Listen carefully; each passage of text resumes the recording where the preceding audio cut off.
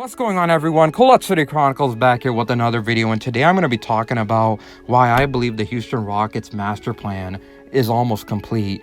And what I mean by master plan is obviously rebuild, which was initiated by the James Harden trade to the Brooklyn Nets, which landed the Houston Rockets a large amount of draft capital, which allowed them to take that next step in rebuilding through the draft organically.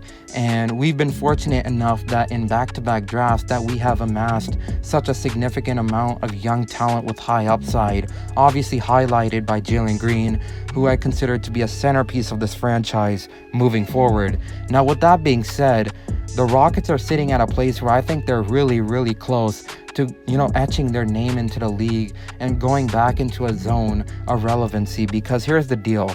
We're looking at next year's offseason, and we have $70 million in cap space, and we also have our own first-round pick in 2023, which is really significant for the Rockets, as in 2024, we don't have our own first-round pick. So in my opinion, I really do believe that the Houston Rockets are one season removed from being significantly better and quite possibly back in playoff territory. And the reason why I say that is because I think next season is going to be similar to last season, and it's going to be directed towards development, as we are bringing in 3 new rookies to the team: Jabari Smith Jr., Tata Washington, and obviously Tari Eason. So obviously many would assume that due to the fact that our team is mostly young and inexperienced, that next year there's going to be a lot of growing pains, which is fine, because again, the Rockets are in a situation where they're organically rebuilding, and they're looking at an offseason where they have a lot of cap space and they have their own first round pick, which so happens to be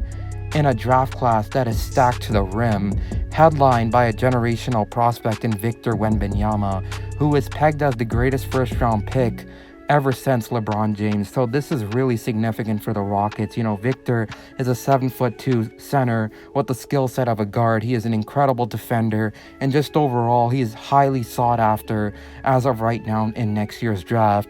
And the fact of the matter is, the Houston Rockets are in a win-win situation where they go into next season and they're just going to let everything go organically. The young guys are going to develop, and if we're lucky enough to make the play-in tournament, that is a good thing, because it's going to attract more free agents to come to Houston.